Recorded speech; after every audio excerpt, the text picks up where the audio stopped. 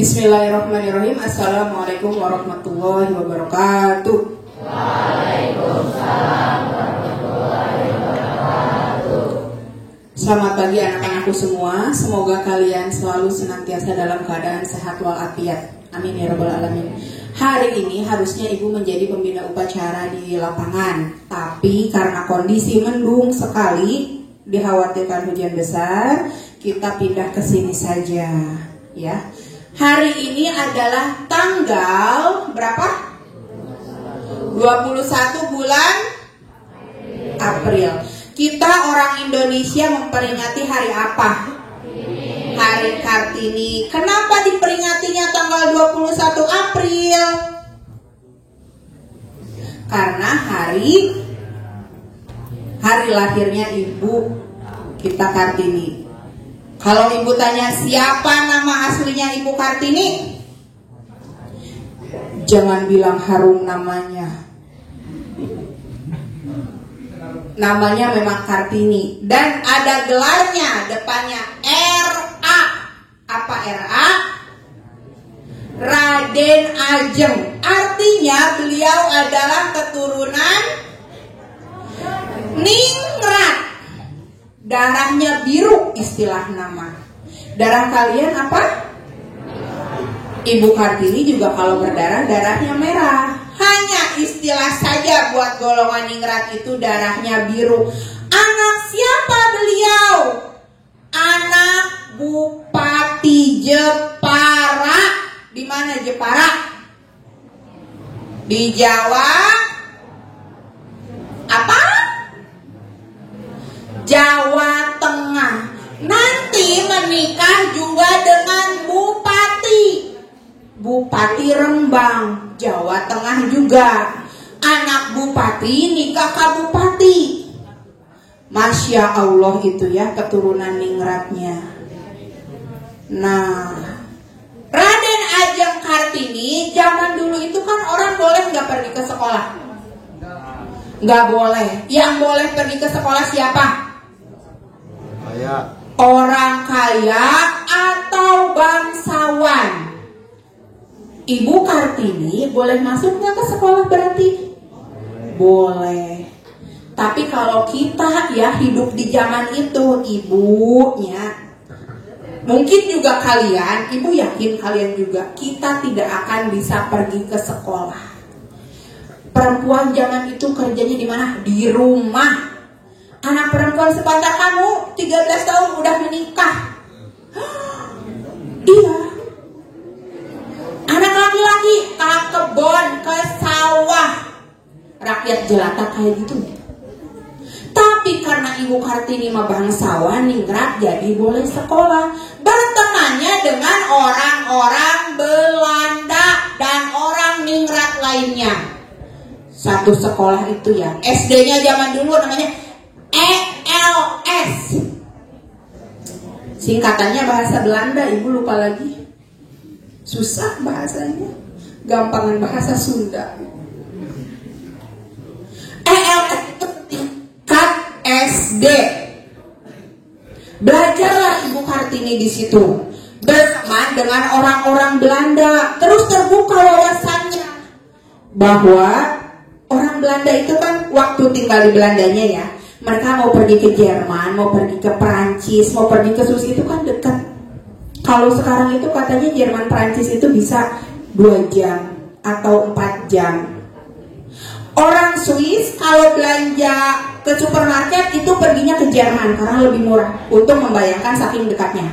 Nah, Ibu Kartini itu terbuka wawasannya. Oh, ternyata kalau di luar negeri itu kehidupannya berbeda dengan di sini. Perempuannya lebih bebas, boleh bersekolah. Terus Ibu Kartini lulus SD ceritanya.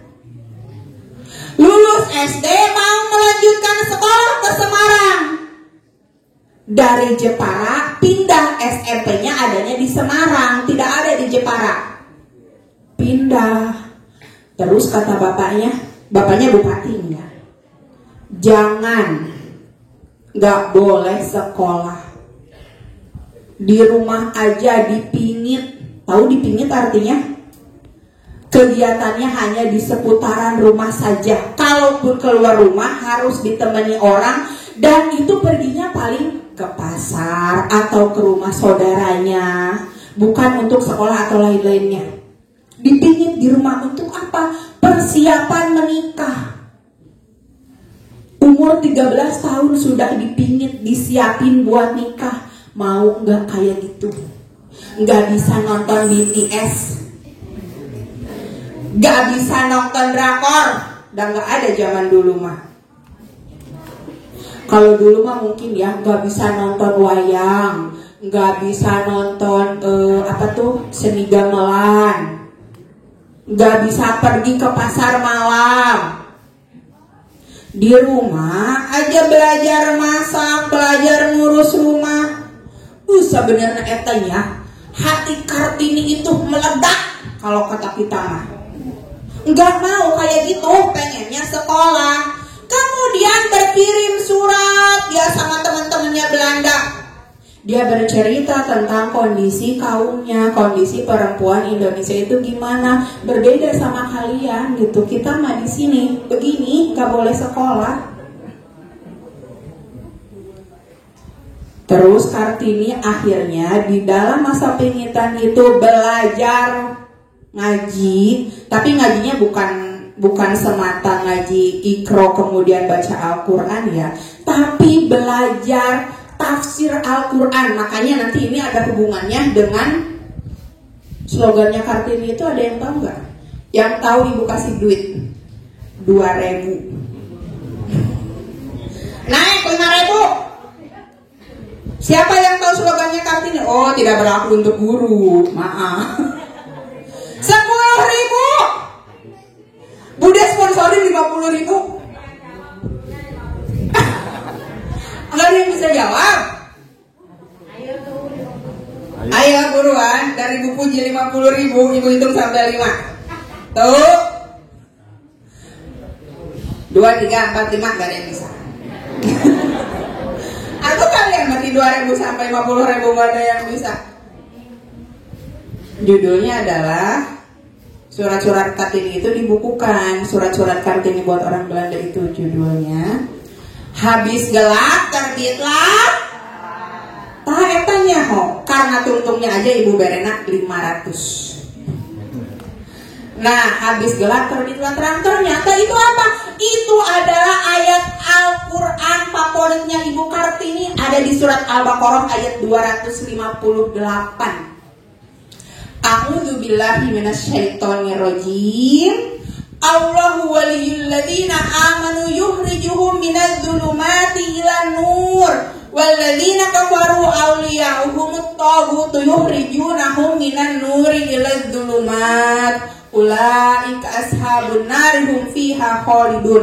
Nah, kalau diterjemahkan bagian depannya itu, Allah adalah pelindung bagi orang Cing, ibu bisik salah, ibu buka contekan. Bahasa Arab masalah fatal, kamu Al-Quran. Allah adalah pelindung orang-orang yang beriman. Dia mengeluarkan mereka dari kegelapan menuju cahaya. Dari kegelapan menuju cahaya diterjemahkan oleh Armin Pane yang mengumpulkan surat itu menjadi habis gelap terbitlah terang. Kartini pengen perempuan-perempuan Indonesia nih seperti kalian ini menjadi orang-orang yang pintar, berwawasan luas, punya kesetaraan yang sama dengan laki-laki. Urusannya bukan cuma di rumah aja. Kalian bayangin kalau nanti jadi ibu rumah tangga, ibu oge dah kadang capek. Bangun 3:30 naon terus kekerut bawang ibu mah. Ih beneran ibu mah teu bohong. Masak makelan, ibu lagi rada curhat ini ya. Makelan nimbelan suami ibu, nimbelan anak ibu. Beres jam 4 sholat, terus nepi subuh. Nggak subuh kan, nyesel. Mau kegiatan kalian berkutat dengan itu saja. Nanti anak bangun ngurus anak, oh tidak, ibu tidak mau. Sayang potensi diri ibu. Iya. Ibu harus ketemu anak-anak seperti kalian. Ibu juga ingin mengeluarkan potensi seperti yang dimiliki Ibu Kartini. Ingin turut mencerdaskan anak bangsa. Jadi ibu-ibu guru di sini adalah Kartini masa kini. Tepuk tangan buat ibu-ibu. Yeay. Kalian juga nanti harus jadi Kartini masa depan. Ya. Kalau bisa, meskipun nanti Allah takdirkan kalian menjadi ibu rumah tangga, jadilah ibu rumah tangga yang produktif.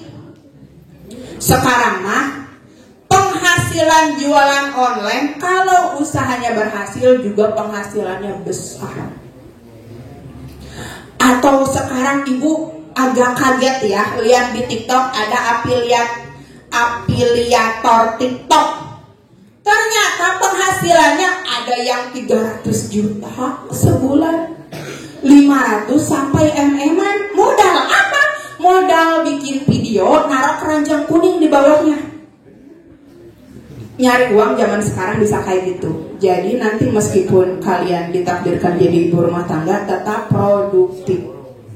Ya, kita harus punya penghasilan sendiri. Benar ini mah. Pesan dari ibu sebagai orang yang sudah berumah tangga, wanita yang sudah berumah tangga.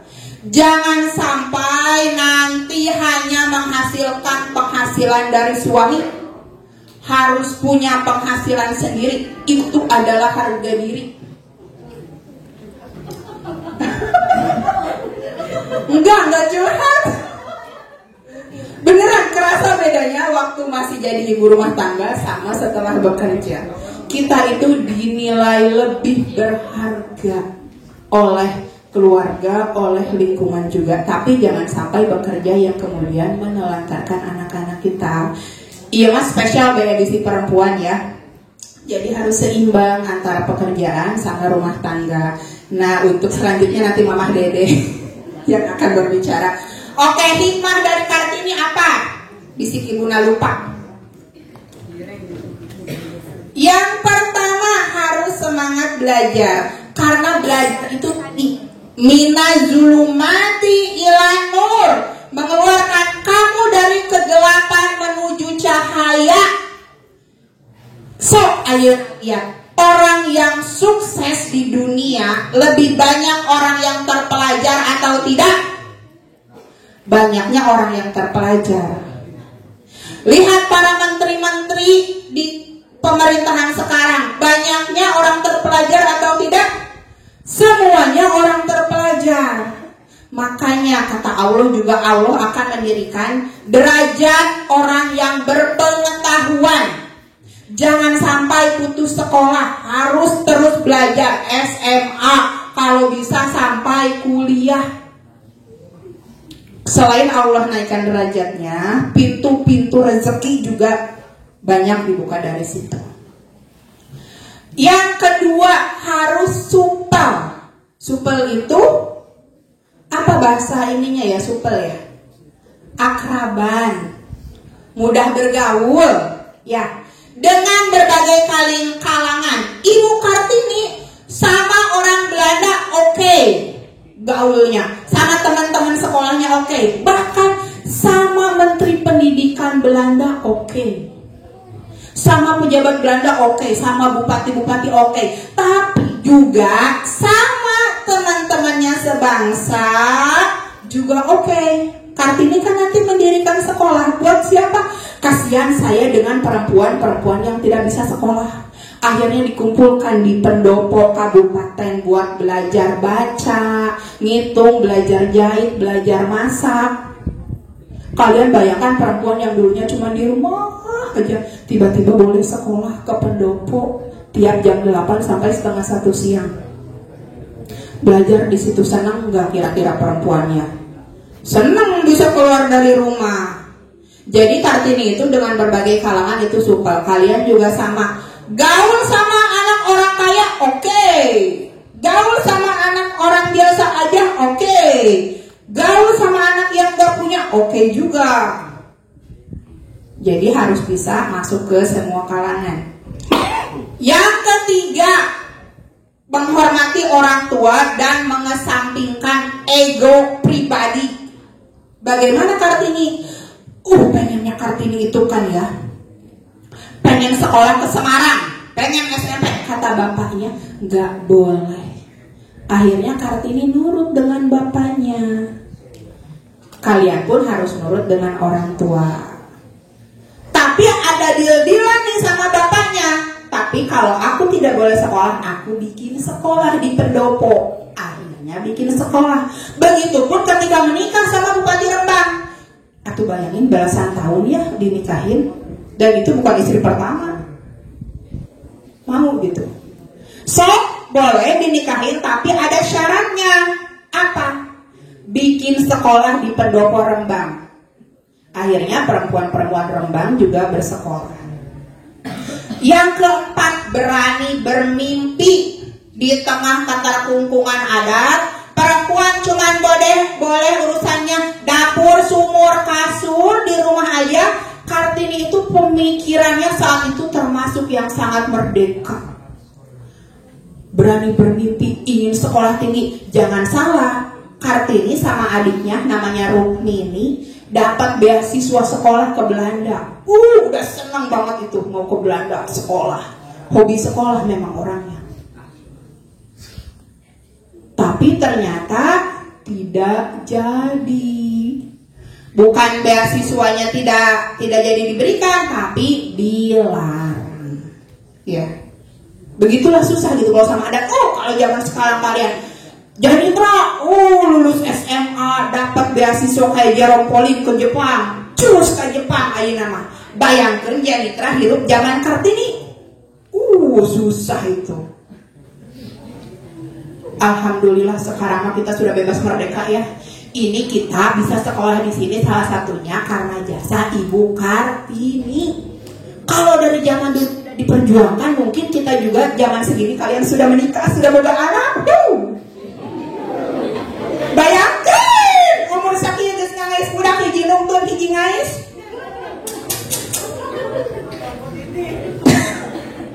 Begitu mah geus kalah.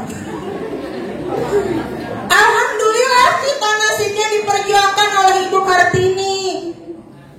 Berterima kasih harusnya kita itu sama beliau.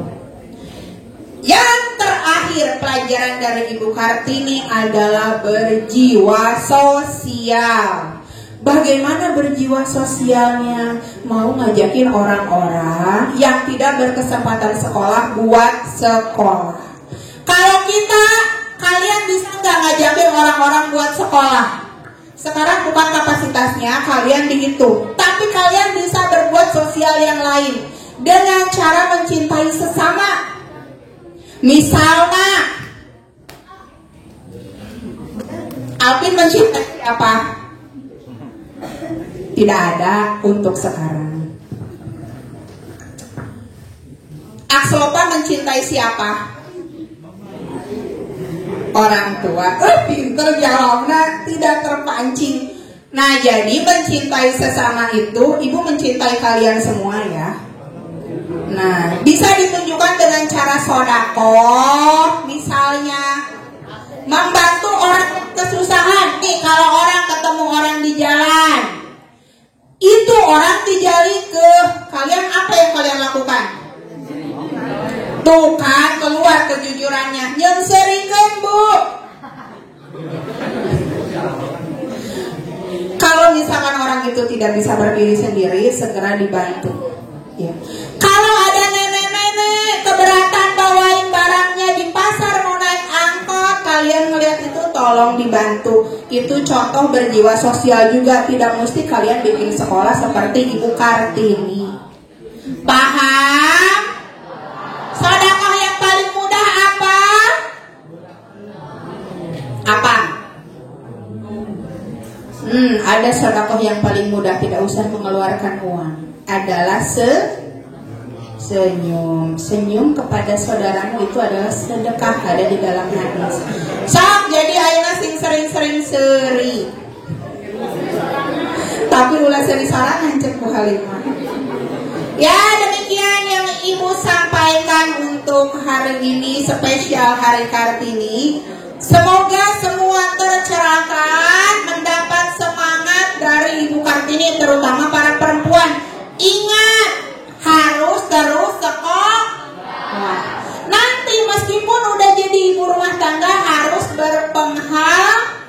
penghasilan. Mau kerja boleh, mau kerja dari rumah juga boleh, jualan online, jadi afiliator, jadi penulis novel yang bisa dilakukan di rumah boleh. Ya. Oke, segitu saja, kurang lebihnya mohon maaf. Wabillahi taufiq wal hidayah. Wassalamualaikum warahmatullahi wabarakatuh.